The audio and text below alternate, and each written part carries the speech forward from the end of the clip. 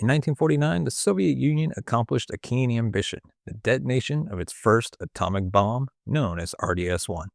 The bomb produced a mushroom cloud which obliterated the surrounding landscape with an explosive yield of 22 kilotons.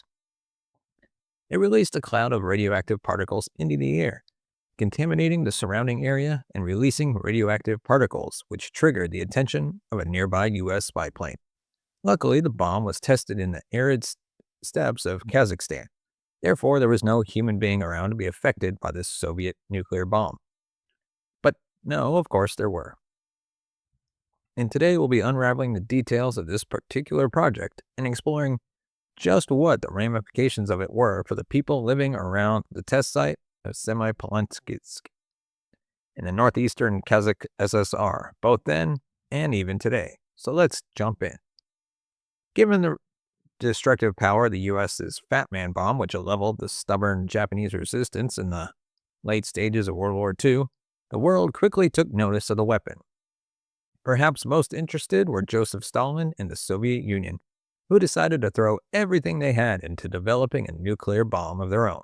And so, Lavrenti Beria, the monstrous head of the NKVD, set up a number of sites in isolated but not that isolated parts of the vast USSR in order to rapidly unearth the secrets of the supercharged new intervention. This led to the establishment of Chelyabinsk 40 in rural Siberia, a city which later became infamous due to nuclear waste that was fed into the nearby waters of Lake Karyache from a nuclear facility known as Mayak. Karyache were actually covered in a previous channel of mine, became the deadliest lake in the world, and the cost to surrounding flora, fauna, and humans was immeasurable.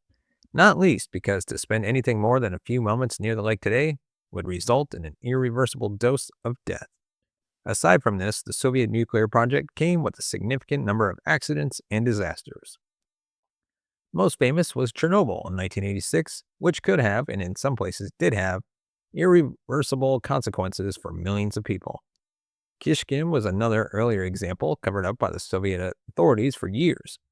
The September 1957 accident, which took place at Mayak, saw toxic waste spew straight into the lake and the surrounding area, resulting in an untold number of cancer cases in the following years. Chernobyl and Kishkin were not the only such examples in the USSR.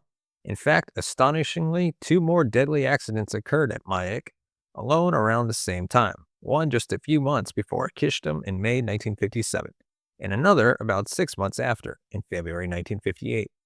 Both accidents resulted immediately in worker deaths. But it can be presumed that toxic releases were generated, which came at the expense of more lives elsewhere. And in 1968, yet another accident took place at Mayak when improperly handled plutonium resulted in one worker dying and another having 3 limbs amputated. And keep in mind, these are only the accidents that we know about. The Soviet nuclear project, much like the state in general, carried out its aims in strict secrecy. Many of its experiments took place in mysterious and far-flung test sites or in closed cities whose existence was sometimes unknown even to people living a few miles down the road. On occasion, where a disaster took place, they were generally hushed up, and many of the documents pertaining to Soviet-era nuclear activities were bundled away or destroyed as the period ended. We may never know the full extent of what the Soviets got up to, the extent of the accidents they caused by misadventure or negligence, or what the human toll, not to mention environmental, was to all of this. Anyways, let's go back to Semipalatinsk. I know I'm butchering that name. I'm just horrible with Russians. The rural town in East Kazakhstan, which was chosen by Beria in 1947 for the search for a nuclear-grade weapon. Beria had claimed the surrounding steppe was uninhabited, which it wasn't, and nuclear test facilities were established there using gulag labor. Scientists were hauled in, and nuclear development and testing quickly got underway. And so rose the infamous test site, a sprawling 18,000 square kilometer facility, also known by its codename Semipalatinsk 21, or more commonly, its nickname, the Polygon. The Polygon got off the ground with vigor. Over the next 4 decades, the bombs detonated released energy around 2,500 times greater than the one dropped on Hiroshima in 1945. Already by 1949, the nuclear project had borne fruit. RDS-1, known in the West as Joe-1 and the USSR's first atomic bomb, was successfully tested on the 29th of August of that year. The test was the culmination of an initiative known as First Lightning, which united all existing arms of the Soviet nuclear structure. RDS-1 was designed by the Kirchhoff Institute of Atomic Energy, one of whose later deputy directors was Larry Lease, the man tasked with the response to the Chernobyl disaster, and who was portrayed by Jared Harris in the 2019 HBO series Chernobyl. The plutonium for RDS-1 was produced in Chelyabinsk 40, home to that power plant we mentioned earlier that spewed all that radioactive deadliness into Lake Karachay. Now, the West quickly realized that the Soviet Union had acquired the bomb, a fact announced by President Harry Truman in September 1949. The following month, the Presidium of the Supreme Soviet issued significant awards to groups of leading researchers, designers, and engineers involved with the project. Several were issued the State Stalin Prize, and the leaders of the project were issued the titles of Heroes of Socialist Laborers. This included its developer, Yuli Khariton, who went on to become one of only 16 people to be issued the prestigious award 3 separate times. Following this success, the Polygon pressed forward with more nuclear projects. It remained in operation for the next 40 years, during which time as many as 456 test detonations were carried out at the site. 60 of those were atmospheric explosions that took place between 1949 and 1962, and which were no doubt responsible for the vast bulk of radioactive bleed to which nearby residents were exposed. Following the Cuban Missile Crisis, which brought the world to the brink of an all-out nuclear war in 1962, an agreement on nuclear test reduction was signed by the Soviet Union, the U.S., and more than 100 other countries. However, the so-called Limited Test Ban Treaty didn't end nuclear testing outright, and explosions at the Polygon continued with pace, just now underground, in boreholes and caves. A further 340 nuclear explosions were carried out at the test site by 1989. Now, the full impact of radiation exposure was hidden for years by Soviet authorities. Some came to light after the Polygon ceased operations and the site was inherited by Kazakhstan in 1991. However, much of the site's data sits in sealed archives in Moscow, which includes details about the nature of the testing and the consequences for those exposed to it. However, the effects are as clear as day to those who look close enough. Among all the problems related to the tests at the Polygon, perhaps the greatest can be traced back to Beria's claim at the outset of the project, that the steppe was uninhabited. He was lying. At least 500,000 people lived in areas close to the site during the Soviet era, according to Radio Free Europe. Most of these had no idea about the nature of the work happening at the Polygon, save for their suspicions. And of course, it didn't really take a detective to have an inkling of what the authorities were up to. This was probably fairly clear given the oddly colored explosions which would cause the ground to uncontrollably shake, and the Soviet authorities' coincidental announcement of having unlocked the secret of the most destructive weapon known to man. So while the Soviet public may not have been aware of the extreme risks of nuclear radiation, the people of the area probably knew that some murky business was happening on their doorstep. Not that being more aware would have done them much good. The Soviets were certainly not about to let the population of Kazakhstan pack up and move away, not unless they were forcing them to do so. Generally, moving people out of Kazakhstan was not within the USSR's playbook. More common was instead to dump undesirable populations into Kazakhstan to fend for themselves in the open expanses of the steppe.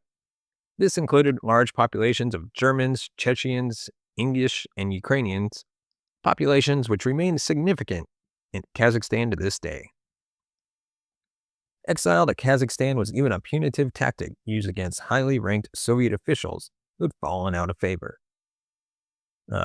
Georgy Malenkov, who succeeded Stalin as premier of the Soviet Union in 1953, was a noted recipient of this treatment. After losing a power struggle to Nikita Khrushchev in the mid-50s, he led a failed coup in 1957, after which he was labeled an anti-party agent by Khrushchev and expelled from the Politburo. He was then humiliatingly sent to assume a managerial role at a hydroelectric plant in Ust-Kamenogorsk in Kazakhstan, about 180 kilometers east of Semipalatinsk. Malenkov remained there for 30 years, suffering severe depression, and ultimately died in obscurity 3 years before the fall of the Soviet Union. Of course, some locals were a little more aware of what was going on at the Polygon because they were there to support its volatile and poorly contained work. These included cleaners, maintenance workers, and other fringe staff who lived and worked in the area for decades, without being closely informed of the nature of their work. Many of these individuals concluded their employment with little more than a small pension and early retirement, going on to suffer poor health in the following years. They only became aware of the nature of the site as the project was unraveled post-1989, and even those who weren't at the epicenter of the Polygon's radioactive perimeter could be affected by the fallout. The strong winds of the steppe blew the nuclear debris and radioactive dust far and wide, negatively affecting hundreds of thousands of people. According to estimates from Kazakh experts, 1.5 million people were exposed to fallout over the years. As the fall of the Soviet Union approached, the activities at the test site were wound down and ultimately ended in November 1989. The military soon pulled out and returned to Russia, taking with them scientific data about the Polygon's activities and also most of the modern medical equipment from the site's hospital. In December 1991, Kazakhstan seceded from the Soviet Union. It was the last former Soviet republic to gain independence 4 days after even the Russian Federation did so, meaning that for a very brief moment, Kazakhstan was the USSR. By that time, Soviet activities had transformed the Kazakh Soviet Socialist Republic into a rather peculiar place, something left to the Republic of Kazakhstan to figure out.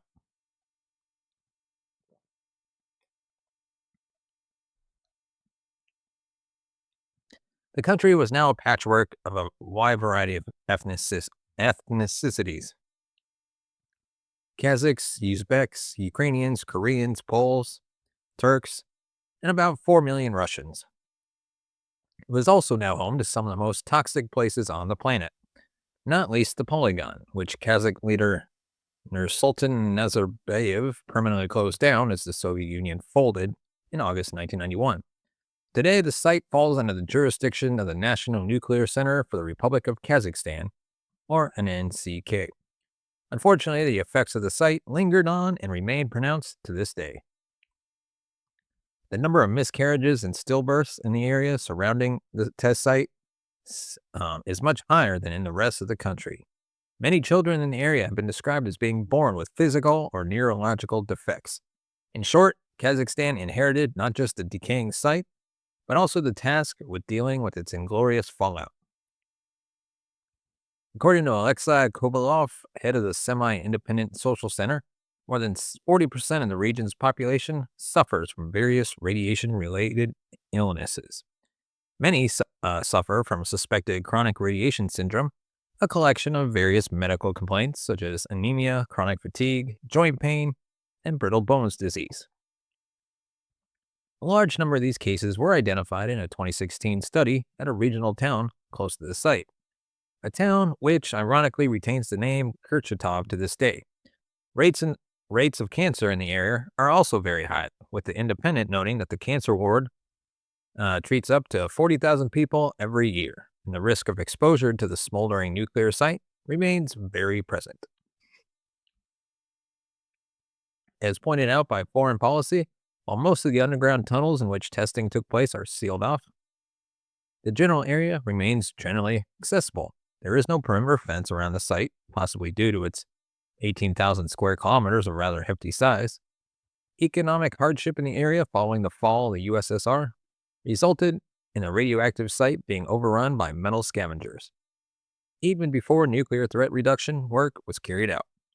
Kazakhstan later revealed evidence of illegal scavenging operations in the underground tunnels of the Polygon, the same tunnels within which more than 300 nuclear tests had been carried out, but which contained easily recoverable plutonium for illegal trading.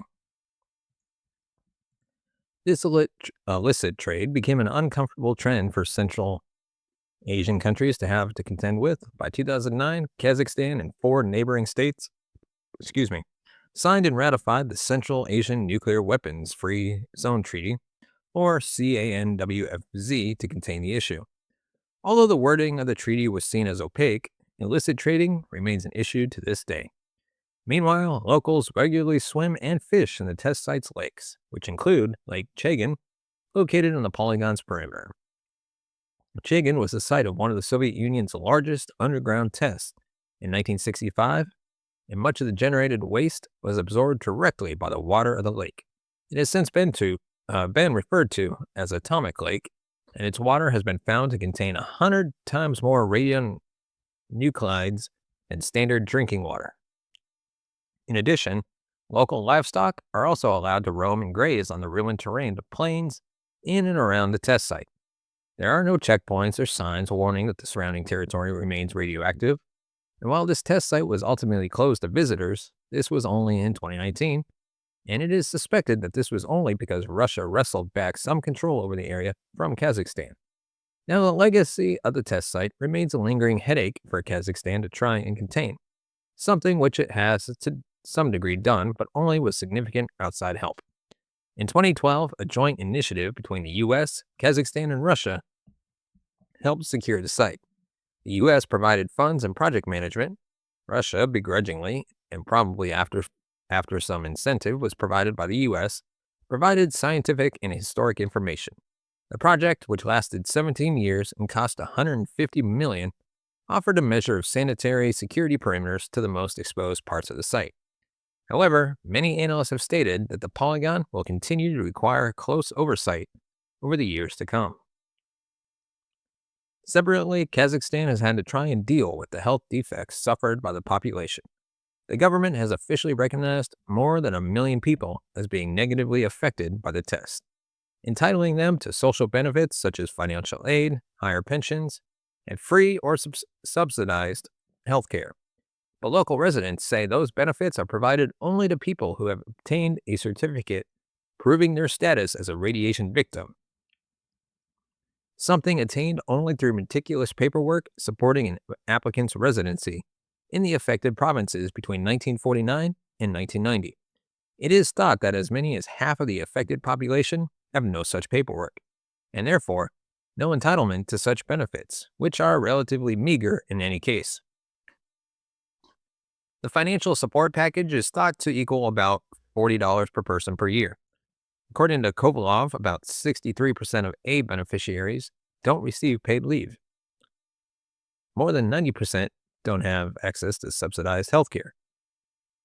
And practically nobody receives discounted medicines for their health conditions. The trouble is, Russia has continued to wield the destructive capabilities of nuclear weapons as a threat of its warfaring. Also, with the war in Ukraine not going terribly well, Russian authorities have regularly made ominous statements with regards to nuclear testing. Military representatives declare that they would be willing to resume testing at Russia's new testing site in the Arctic in the event that the West provided Ukraine with long-range arms capable of striking Russian targets. Rear Admiral Andrei Vinrigora, the head of the facility on the archipelago of Novaya Zemlya, declared in an interview with a Russian government newspaper, quote, "The test site is ready for resumption of full-scale testing activities. Laboratory and testing facilities are ready. The personnel are ready. If the order comes, we can start testing at any moment." With the Russians faltering and with the order to equip Ukraine with long-range missiles now having been confirmed back then by President Biden, who knows if this order will now be followed through on November 19th, a few days after the U.S. permitted Ukraine to use its long-range missiles and landmines, Putin approved changes to Russia's nuclear doctrine. The new doctrine ominously states that an attack from a non-nuclear state, if backed by a nuclear power, will be treated as a joint assault on Russia. According to the BBC, the changes mean that a large-scale attack on Russia could now meet the criteria for a nuclear response. But if any one thing is for sure, the whole nuclear thing is getting a lot more messy. And that is our episode for this week. Let me know your thoughts on the comment section below. And of course, if you want to support the channel, you can buy us a coffee at buymeacoffee.com/Larry M. Lease. As always, you can find us on all major podcast platforms, Good Pods, Amazon, Apple Podcasts, YouTube, anywhere you get your podcasts from. And with that, thank you so much for watching and listening. We'll see you next time.